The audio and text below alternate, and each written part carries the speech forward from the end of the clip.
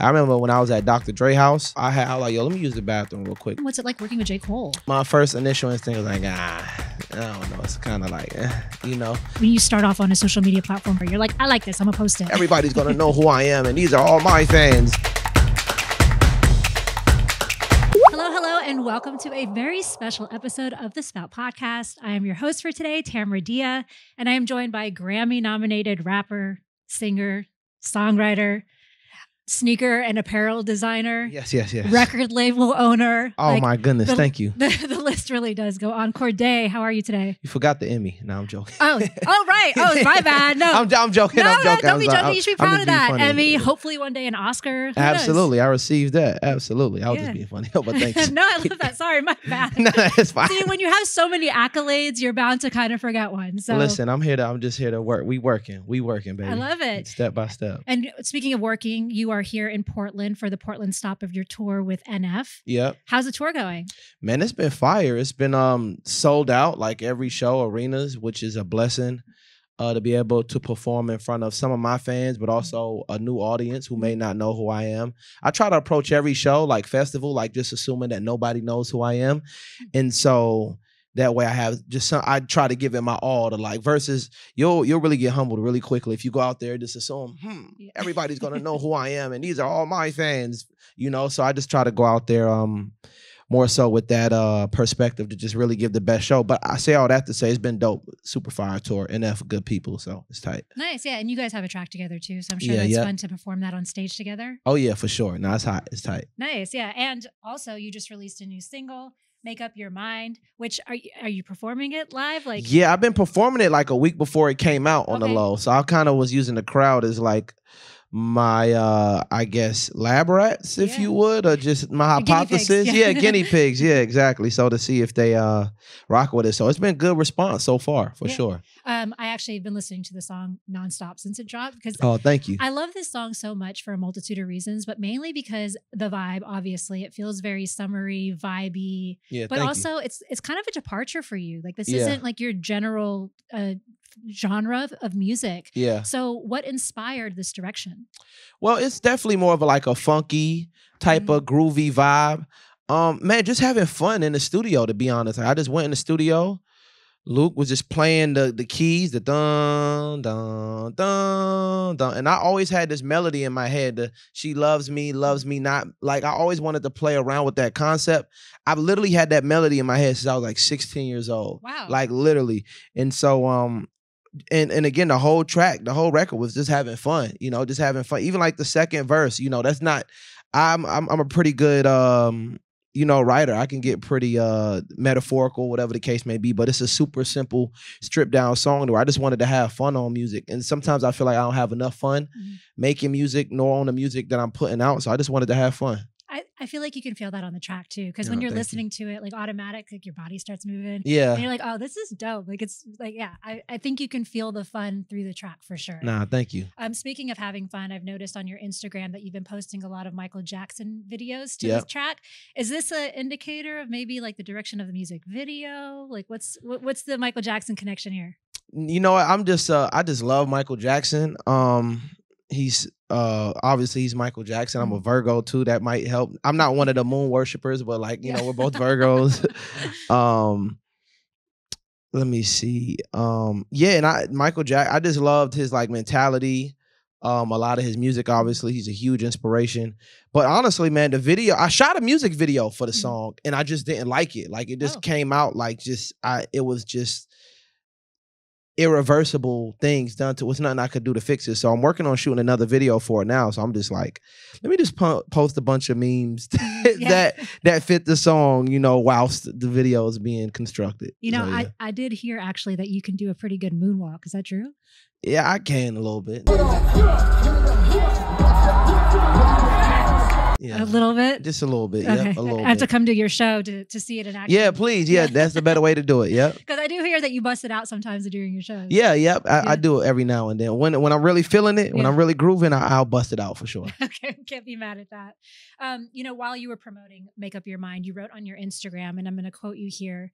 You said, "I refuse to live your life in fear of what others may or may not think of you." Mm. Why did you write that? Well, because it's obviously a different song.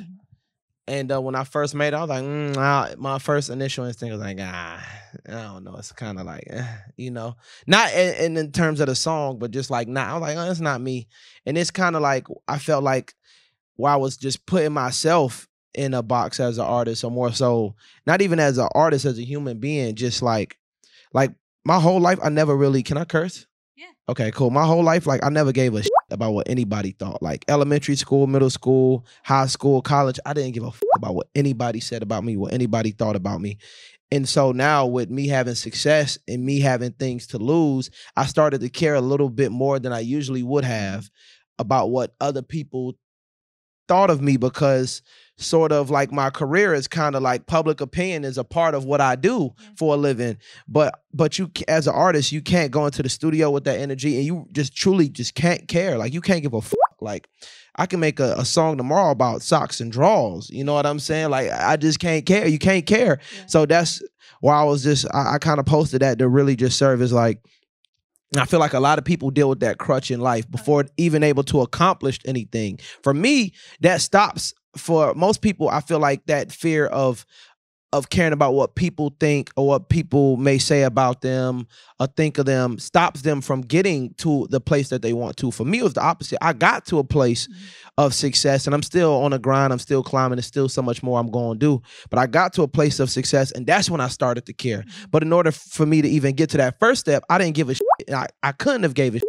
So now I'm like, in order for me to get to that next level in my life and career, but more so just life as a human being, as a person, as an adult, I just don't give a shit what people say anymore. Yeah. I just don't give a shit. I love that. I mean, it's like, it's very empowering when you can like let go of what people are thinking about you, especially when you're creative. And like in a very small way, I feel that when like, when you start off on a social media platform, for example, and you have like 100 followers, you're posting whatever. You're like, I like this, I'm gonna post it. Yeah, and then like the bigger it gets, the more you like second guess what you're posting. You're like, are they gonna like this? Is this part of my brand? Like I in a very small way, like I feel that. And I think it's like, honestly, like dope that you can kind of let that go and just be like, nah, I'm a cuss too. Like I don't give a shit. Yeah. So low key, like I love Rihanna, and I think the reason why I love Rihanna is because she has this like I don't give a attitude, and I think that's what makes. That's why she's Rihanna. Exactly. That's why she's so successful. All the most successful artists just don't give a fuck. Like, and they may I drop an album and people didn't like the album. Oh well, it. I'm gonna come out with another one, and if y'all like this one, great. If you don't, it, so a lot of the greatest artists I think you just have to have that mentality. You just can't give a shit, ironically. You just can't give a shit. Yeah. You just can't. Have you read the book, The Subtle Art of Not Giving a I've heard of it, but I never read it. I feel like you would like it. Okay. Yeah, I got to tap into that. I feel like we're just going to throw that out there. I feel like you would like it. Thank you. Little gems exactly. Out there for y'all, Well, speaking of music that you've been releasing, earlier this year you released 210s with Anderson .Paak, produced by J. Cole, light work. Yeah, but this is actually the second track that you guys, all three of you, have released together. Yeah. Again, I'm going to bring up another quote from you because you mentioned in an interview that, quote, we literally got a mixtape full of joints with me, Paak, and Cole beats. Yeah. So Cordae, I'm going to ask you, what's up? Is there a collab album? Like, what's going on? You know what? That might have the number of joints, as I realize it, is not a mixtape full of joints, but we do got more joints in the can. Like me actually look like a mixtape is like a lot. That's like 12 to 13 songs plus. It's not that many songs, but we have more in the can. Like, you know what I'm saying? Like of just songs that me and Paak did. So I don't know, man. Collab. I'm never one to I guess overpromise and underdeliver. Sure. To drop a collab album, man, it takes a lot of moving parts. Right. Like even like when it's like features with other artists and Anderson, if there's anybody I would do one with, is Anderson, because that's like my boy in real life. That's like one of my brothers for real. But it's a lot of moving parts. Even like to shoot a music video with a feat. That's why I like dropping songs just by myself. Right. Because when it's a feature, and again, not saying this applies to Anderson because it's my boy in real life. So it's everything super easy with him. But like you gotta align both artists' schedules. Right. It's the artist label.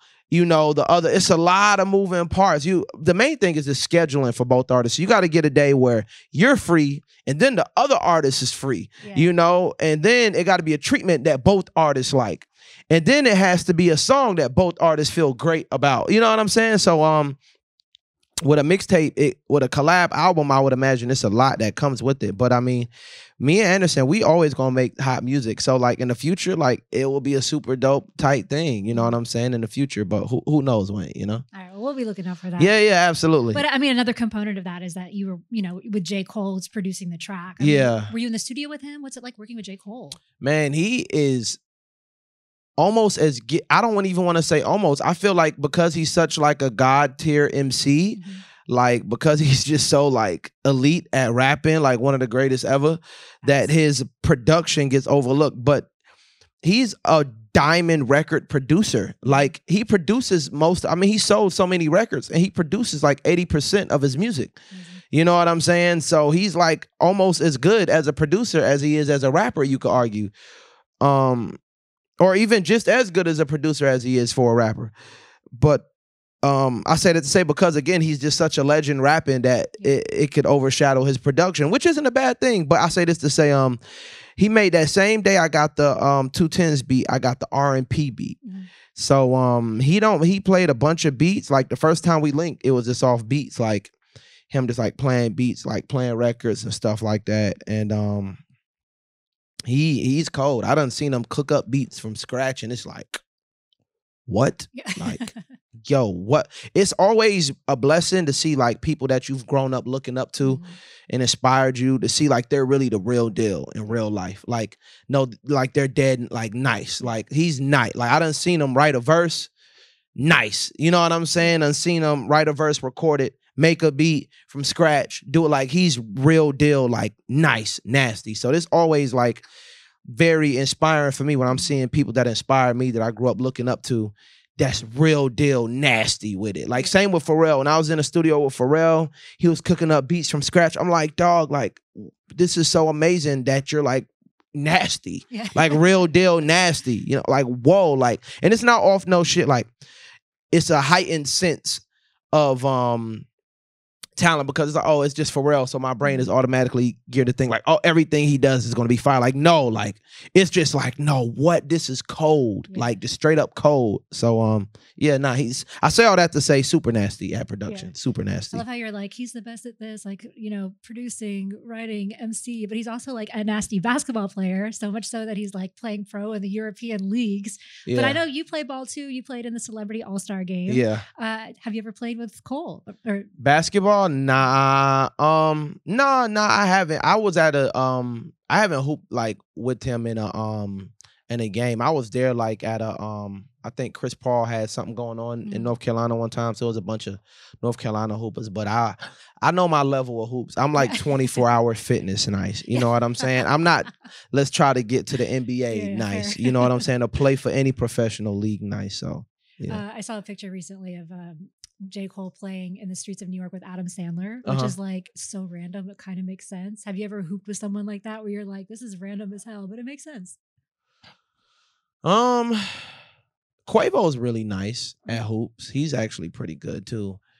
But nah, you know what? I won't say my hoopings. I stick to the raps, man. Like I hooped in high school, but I wasn't that good either. You know, I was good enough to make the basketball team, to be like like come off the bench, you know, for high school. So I just stuck with the raps, and God, glory be to God, I chose the right decision. Yeah, you gotta stick with what you're good at the Absolutely. End of the day. Do what comes easy to you. Yeah. So you mentioned obviously working in the studio with J. Cole, Pharrell. You've also worked with Eminem, Lil Wayne. I mean, these are people that are in a lot of people's top fives. Yeah, facts. These are legends. Facts. You know, when you get the opportunity to work with people like that, are you like, holy crap, I'm in this space? Or are you like, nah, I kind of always knew that I would be here?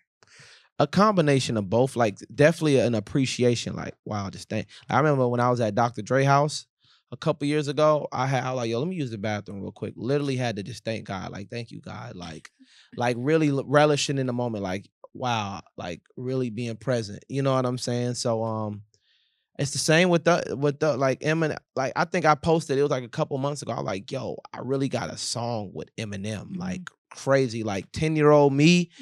You know what I'm saying? Having an iPod, or I think this is even before the iPod days, or before I even had an iPod. It was like the MP3 where you downloaded off LimeWire to your computer, from your computer to the MP3. Are you old enough for that? I'm 25. I was off the porch. Around back, were you like 8?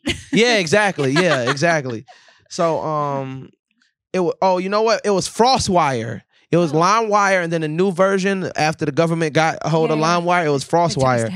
Yeah, exactly. So so listening, you know, the Marshall Mathers LP, Slim Shady LP, the Infinite album, like was just listening to him, was like, yo, I got Eminem on a song and he gassed on it, you know, and I got a platinum song with him. Like, dog, it's a blessing, man. Like, you know, I got a platinum song produced by J. Cole. Like, crazy. God is good, man. I take no credit for it. Wait, you said you were in Dr. Dre's bathroom. Does he have like gold toilets or something? Nah, I gotta ask. No gold toilets. Like, listen, Dr. Dre, he moves extremely, you know, I don't want to talk about the how amazing his house is, you know what I'm saying? Because I'm trying to still, like, you know. There again. Yeah, exactly. So I don't want to talk about how amazing this dude. It's a great, amazing house, but I'm not going to talk about, I'm not going to give the coordinates. And I know you wasn't asking for that, but I'll just say it, like, amazing house, beautiful home. You know, actually, it was through Dr. Dre that I first came across Anderson .Paak. Oh, yeah, tight. I was like, you know, one of these random Coachella things, and I was like walking by this tent, and I hear people like, Dr. Dre. And it was like a random tent. It wasn't even like the big tents. Yeah. And I go in there, and Dr. Dre is at the small tent, and I'm like, who is this dude, Anderson .Paak, who was like playing every single instrument on the stage? It was like and obviously since then, you know him, your boys with him. But like, I was so amazed, and it felt so good that like the artistry, you know, was still there. It was just dope. Yeah, nah, he cold. Sidebar. He cold. Nah, like, it's cold. Reminded me of that. You know, you've, you know, obviously Dr. Dre, Lil Wayne, Eminem. Who do you want to collaborate with that you haven't already? I don't know, man. I think right now I'm like more focused, like whoever, you know, the beautiful thing about it is crazy because it's like, even with my second album, I was kind of like, I feel like I got so many big names. And it's not like a negative thing, but I was like, man, there's so many big names, which is a blessing, by the way. But all of those came very naturally, very organically. It wasn't like, okay, my manager connected with your manager or my label set this up. Like, no, it was just pure organic, like, you know, the artist reaching out or like me running into them at a random spot. Like it was all just very random, like organic, like God flowing type of things. Just me being in tune, you know, just God like throwing me these alley oops. So I don't really be looking like be pressing for collabs. Again, it just all has came very naturally, and I give all the credit to God. And but I say all that to say I'm just more focused on like fine tuning my sound, like making my sound better, improving my craft. And then whenever I hear a song, I'll think of like my first instinct is just like, let's finish the song. But if I hear like an open verse, I'm like, this artist will sound, their color, it's more so a tone of voice for me. Like as soon as I did Chronicles, I was like, oh, I need her and Lil Durk on this. As soon as I did that song, I was like, y'all need her and Durk on this. Like that combination isn't very what's the word I'm looking for? Orthodox. It's not a very orthodox, or you would think of that combination. But when I heard that song, I was like, yo, her and Durk got to be on this joint. That was just my initial thought. And I called Durk like, yo, boom, boom, boom, like made it happen the same day. So again, these are people I just like have like genuine relationships with. So it just comes through that. Because before I even do music with people, it's just like how are they as a human being, you know what I'm saying? Because that makes everything else easier versus if it's, because like, remember I seen a joke on online. It was like, dang, that label dropped that. But I didn't pay for not one feature on my album. Like they have to, just because of a genuine organic relationship. I don't think I've ever paid for one. It might have been one feature that was just on some like label stuff like very early. Actually, no, I don't think I've ever paid for a feature ever. That's amazing. Like ever. Because it's all just been through organic. Yeah. You know what I'm saying? I feel like that comes through in the music too. Like you can feel that, you know? Yeah, thank you. So I say all that, my bad. I'm giving very long answers for very short questions, but I'm just focusing on what I got going on right now. And if I hear an artist's color or their tone of voice fit a song, then I'm gonna knock that joint out. Speaking of what you got going on right now, obviously you've been dropping a lot of music, you know, in the last 6, 8, 9 months. So I have to ask about an upcoming album. Yeah. I'm like one song away. I'm really one song away from being done, like for sure. I'm one song away, but that one song be taking a long time.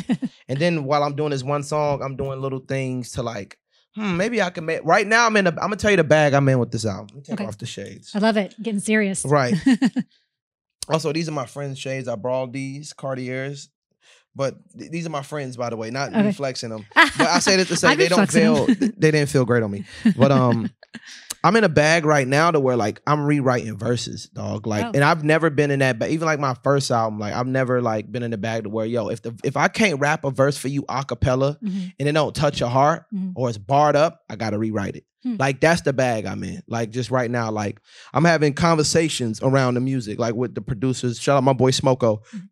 Shout out my boy Sean, like that I'm working at really finishing this album. I'm just having a conversation like, what could we do to make this song better? Is this song missing something? Have we stretched this song to its utmost highest potential? You know, like, does this verse fit this song? Or did you just write that verse just so we have a second and third verse? Or was it just like, is it just filler? You know what I'm saying? Or does this verse have a purpose? Yeah. So it's just like no verses, no words being left behind. You know what I'm saying? Or more so, no words wasted. It's just it's kind of like the motto. You know what I'm saying? Just from my end and then on the production end. Because I think my last album, which is great, by the way, but I was spending so much time on post-production, that wasn't even a conversation. Even my first album, I never rewrote a verse. It was just like the first thing that came to mind, just wrote it. And sometimes that'd be the best stuff. And sometimes I'll rewrite a verse 3 to 4 times for this album and just end up going back to the first one or using a bit of first verse with like the third version of the verse, you know what I'm saying? So I'm just in a really a different bag right now. Just like, man, I just want to deliver. So, I mean, you mentioned your last album, From a Bird's Eye View, which was released in 2022. Yeah. So with this new album, you know, obviously a lot's changed for you. Like, what can you expect, or what can fans expect sonically from this album that they haven't gotten before? I think it's more vulnerable than ever, more transparent, more honest than ever. I'm trying different sounds, like a Make Up Your Mind. I didn't even have the ability. Like this is, you got to think, like my first album came out 2019. I've been doing music professionally since 2018. So I've only been making music. Like music has been life every day for me for 4 years. That's not a lot of time. It's crazy to think, think how far you've come in just such a short amount of time. Man, it's a blessing. It's a blessing. So I count your first album as like when you really started. So music has been my life for like 4 years, like every day. So my first album, I didn't have the musical capabilities or the confidence to do a Chronicles. My first album, I didn't have the confidence or the capabilities to do a song like Make Up Your Mind. You know what I'm saying? So I'm just trying to stretch this, like just bring out the best from within me, because it's all there, but just challenge myself like no other and just try to get better, just real boot camp. You know what I'm saying? So just being honest with myself too about the music. Like, yo, is this, can we make this better? You know, so that's the bag I'm in now. Nice. So we're excited. Do you think maybe we'll get it this year? I hope so. Okay. Lord, it's stressful. Yeah. Lord. But yeah, I hope so. I'm planning on it. Okay. Lord have mercy, I'm planning on it. Okay. We have to talk about Doomsday. Yeah. So, you know, the video dropped like a month ago. It's already at almost 10 million views on YouTube. Yeah. And obviously it's a bittersweet track, but it's like so incredible. The video concept was amazing. You know, you had mentioned before that you never intended to release it after Juice WRLD's passing. So what made you change your mind? Well, Cole Bennett hit me up and he was like, yo, are you, because Cole Bennett was when me and Juice so again, another long answer. Go for it. Let's rewind back to 2019. We did that song August 2019. And then you'll see in a video like that little clip of us rapping along to the song. That was like September. And when we first recorded the song, he sent it to Cole. Like, yo, shoot the video. Let's shoot the video. Like, this is going to happen. You know what I'm saying? Like, he sent the song to Cole. He told me about his treatment idea for the video, for the song, for the video. Told Cole his idea for the music video about the song. Very excited about it. Like, this video was going to get shot for sure. And Cole was like, yo, this is the first time, like, Juice had called me about it with ideas for the video, because usually Juice like, whatever you want to do, Cole, I'm with it. Which kind of how everybody is with Cole Bennett. Like, yo, whatever you want to do, I'm with it, you know? So this is the first time Cole was like, yo, Juice came to me, giving me ideas, et cetera, et cetera. So Cole hit me up like, yo, what are you going to do with that song with you and Juice, bro? I was like, yo, I'm just going to tuck it. He's like, yo, can I use it for the Lyrical Lemonade album? I'm like, Yeah, actually, that makes perfect sense. Like, yeah, for sure. Like, not even one Cole is like my like one of my best friends. Like, easy. Like, one of my best friends in real life. Like, that's, and I would not say that like if I didn't mean it. Like, truly. And so what was I finna say? Yeah. So I was like, yeah, done. And so he came with me with the concept about it, with the AI, with the deep fake and stuff. I was like, ugh. My fear was there because out of what people may think, like, I don't know. It wasn't ever a question of, is this the right thing to do? Because we know, like, this song and video would have came out with me, Cole Bennett, and Juice WRLD, if he was still alive. You know what I'm saying? Like 1,000,000%. My last text with Juice is we talking about the video. So it was never a question of, is this the right thing to do? My only fear with us shooting the deep fake AI video is what other people may or may not thought. So going back to what we started the conversation with, I was like, yo, like, I don't give a crap. I know Cole is going to do this in a very tasteful, classy manner. I wouldn't have done this with any other director. One, because it wouldn't have been natural, organic. And two, I know I really trust Cole's eye to make things tasteful, to do it in the right way. And he was just as close with Juice WRLD as I was, if not even closer. And so I was just like, I got the first day when he first told me about the idea, I was like, I don't know, bro. And then I thought about it, I was like, you know what? Back into that mindset, like, it. Like, people gonna hate anything or love everything. You know what I'm saying? Like, who cares?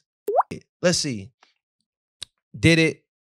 We shot the video and Cole did exactly that. Treated it with tender, love, care, detail, did it very thoroughly.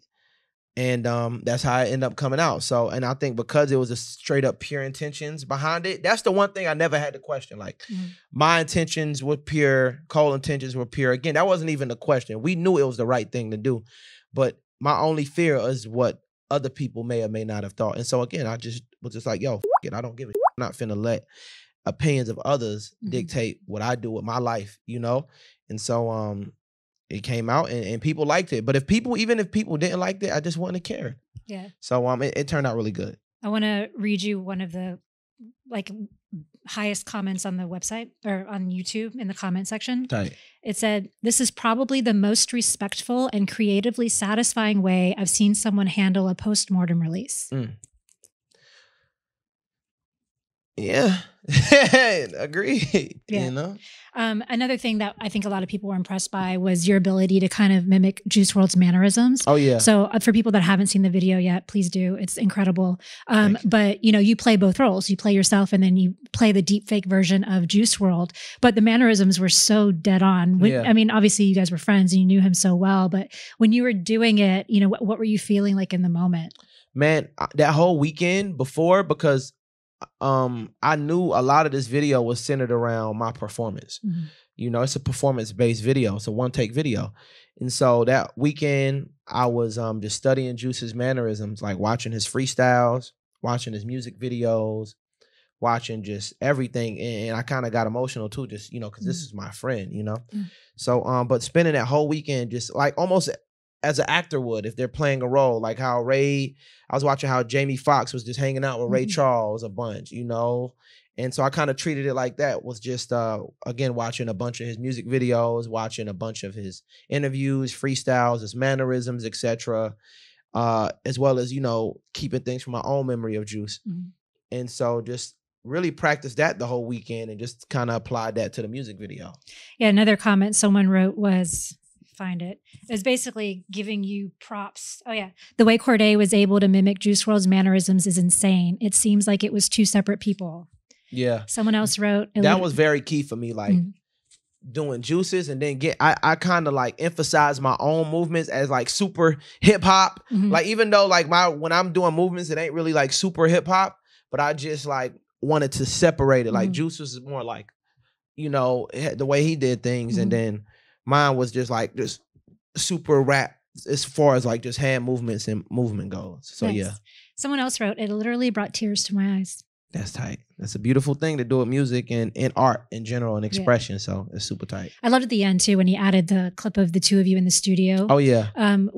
what was going on in that, you know, for people that haven't seen it yet, in the clip of just you and Juice kind of going bar for bar? Yeah, man, just a day, us just rapping, you know, playing the song we did like a couple weeks ago, which was Role Models, obviously. Doomsday. And just rapping along to it. Him being excited about the song. Me pulling up at his house, as I would so many times. And you know, it's funny too, because I'm gonna tell you funny. So Chris Long, who got the footage from the house, used to work for No Jumper. Oh. And so he used to always be with Juice, and a bunch of Juice stuff will be on No Jumper.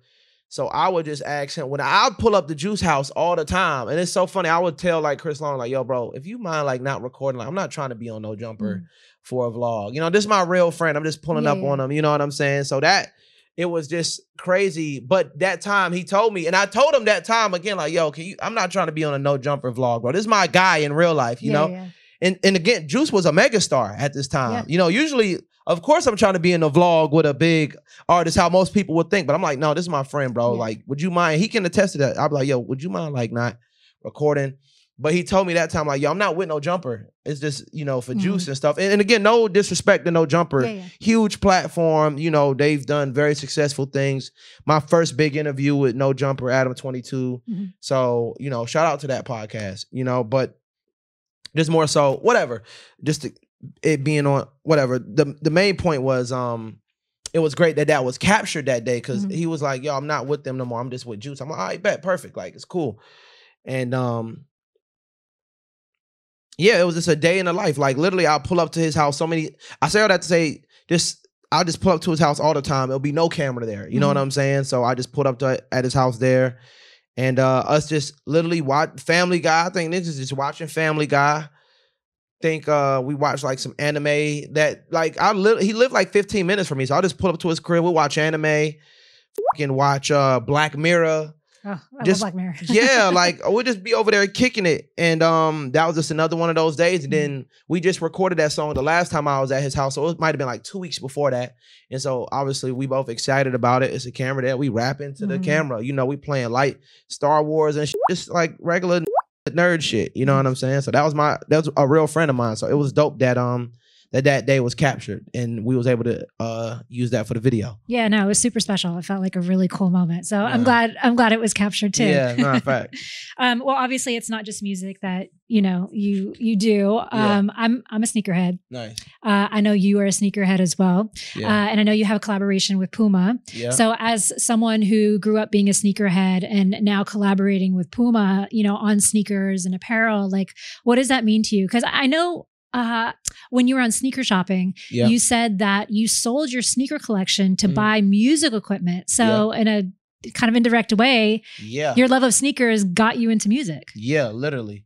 I had one of my cousins stumbled upon a bunch of sneakers. If you get what I'm going with this. Fell off the truck. Yeah, just fell off.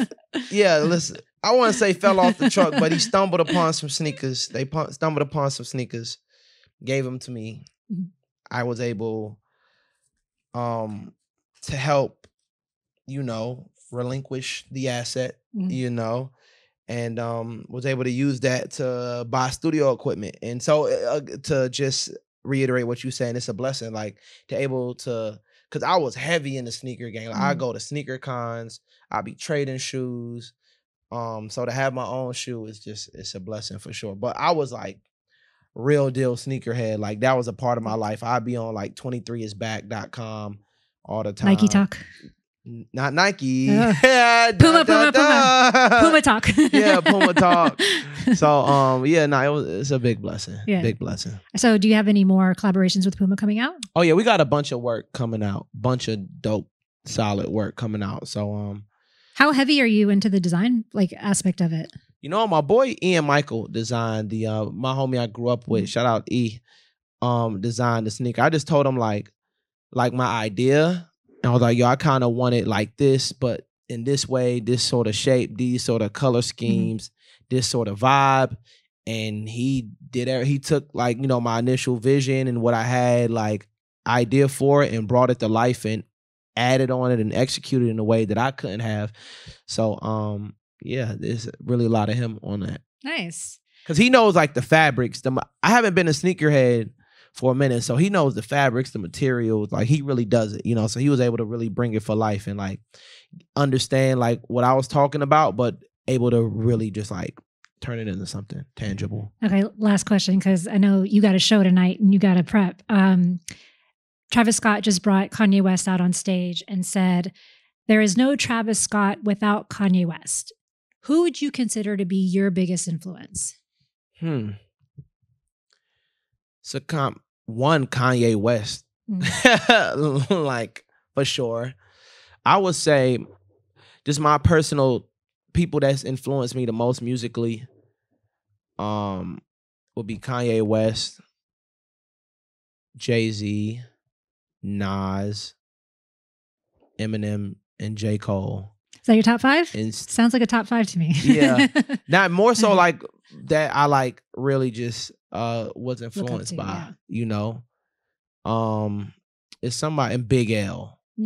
Big L rhyme scheme, just ridiculous. Just ridiculous. Oh, and Kendrick. Like, so that's like the 7 that, and then you throw in the 8 for like a Stevie Wonder, just for my influences, right?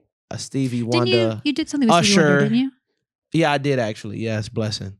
Crazy. Yeah, Usher has a huge, big influence on me. Have you seen his show in Vegas? Yeah, I did. I brought my mom there. Did he sing to your mom? No, he didn't. This is before he implemented that part of the show. But I brought my mom and my aunt there, and they had a ball. Like they had an awesome time. I got to be able to take them to meet them, so it was an awesome time for sure. So you have Emmy, Grammy nominated, sneakers. Yeah. I mean, your own record label. Yeah. Like, what's next for you? Like, what more is there to achieve for Cordae? You know what? I try not to look at because if you put too many labels, like technically I'm a multi-platinum, Grammy-nominated, Emmy Award-winning, worldwide tour selling out artist. I love that. But if you put that as a label, it's always a way you can spice things up. That's just the reality of like, I've really done a worldwide tour, sold out. I've really gotten, nominated for Grammys. I've really won Emmys. I really have multiple platinum records. But if you just become a part of that label, more so like the tags that they throw on you, you'll lose sight of like the true journey. It's a the reality is I'm still at the beginning of my journey. That's just the reality of it. I still have a lot of work to do. I still got a lot of growing to do. So yeah, you can if we were, it's just tight when people have to introduce you as that, or like when you go on TV or nationally, syndicated, podcasts such as yourself, they introduce you as that. So it's tight for that, but just we can't I try not to let that become my reality. Like you could say, millions of listeners tune into me every day, this and that, labels, but more so just for me, it's just I try not to let the taglines more so get to my head or just let that define me, because it can also box you in. Because it'll be a certain opportunity that'll come, you be like, man, I'm a Emmy winning, Grammy nominated, multi-platinum, worldwide tour selling out fool. I ain't trying to do that. But the reality is, nah, bro, you got a lot of work to do.